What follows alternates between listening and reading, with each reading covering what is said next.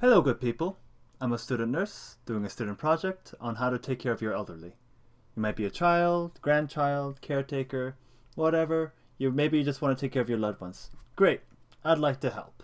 I'm going to tell you, as simple as possible, what you should know about the topic and what you should be able to tell health professionals. Today's topic: anticoagulants. Anticoagulants are also called blood thinners, and they do one simple thing. They prevent clots from forming in your blood. Um, in a more complicated way, there's something called the coagulation cascade, which is a series of steps that your body takes in order to make coagulation factors like fibrin and thrombin, which ultimately help contribute to make blood clots. And different drugs work on different parts of that cascade.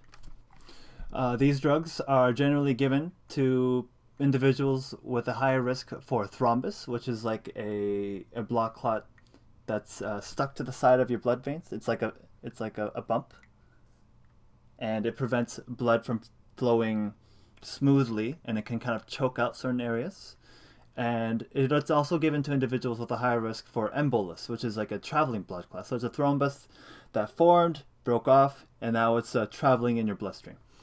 Okay, so some of the symptoms that you can see from individuals taking this drug is bloody feces, dark urine, red spots on the skin, or bleeding from the gums. It's generally due to bleeding. The whole point of this drug is so that the clotting factors aren't working as well, so that blood clots aren't formed. But the downside of that is that when you're bleeding, it takes a lot longer for that bleeding to stop. So for the bleeding that you can't see, they can have some serious implications, like internal bleeding. You definitely want to check their heart rate and their blood pressure. An increased heart rate and lowered blood pressure could indicate internal bleeding, or the person has lost too much blood from, their mouths or urine or feces. And some of the more serious complications from these drugs could be hemorrhagic stroke, which is bleeding in your brain, and when your blood vessels in your brain starts rupturing, again the coagulation factors just aren't there to kind of help close that rupture, and now the blood flow's kind of messed up, and the nutrients aren't getting to where they need to go, and that kind of causes brain cell death, and that's not what we want. What health professionals need to know for when speaking about individuals who are already taking these drugs is personal history. So are they still feeling chest pain? If so, then maybe the drug isn't having as much of effect as it should. How much are they bleeding? Maybe you can tell them the color of their urine. How often are they bleeding when they pee? Although all these things are going to be pretty important, but when talking to a health professional. Another thing could be family history. Who else in your family is also dealing with clotting issues like atrial fibrillation, deep vein thrombosis, chest pains, heart attacks? Generally, this is something that the doctor would like to know, so that maybe they can also consider hereditary factors into it as well. Another thing is diet.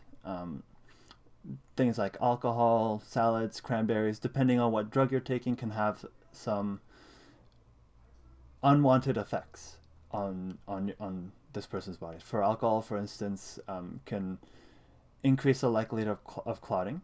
It also interacts with drugs like warfarin, where it makes it more available in the body. It's kind of different for salads, like especially leafy greens and a lot of other fruits and vegetables containing vitamin K.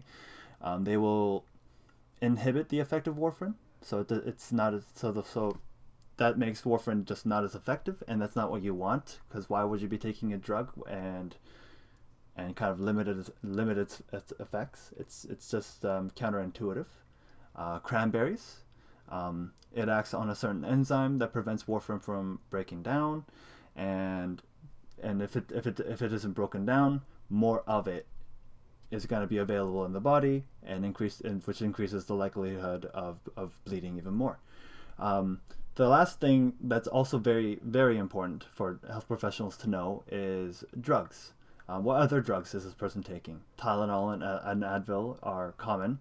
It's over the counter, but they also act on different parts of the clotting process. So how we talked about how anticoagulants work on the coagulation cascade. Tylenol, Advil, they don't really affect the coagulation cascade, but they act on other things. Like Advil kind of prevents the platelets from coming together, and if they don't come together, it makes it difficult for clots to form. So individuals who are taking Advil and warfarin or any other anticoagulant, the likelihood of bleeding just increases that much more. Another drug that can also have an effect on effect with anticoagulants is mood altering drugs. They're called SSRIs, and there's many others.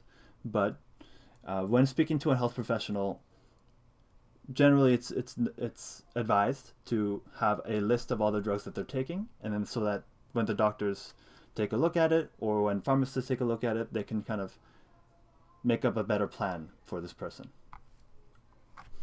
Okay, that's it for today's topic. If you have any questions or concerns, leave it on the comments down below. And if you liked the video, please like it. If you didn't like the video, you don't have to like it. Thank you very much. Have a good day.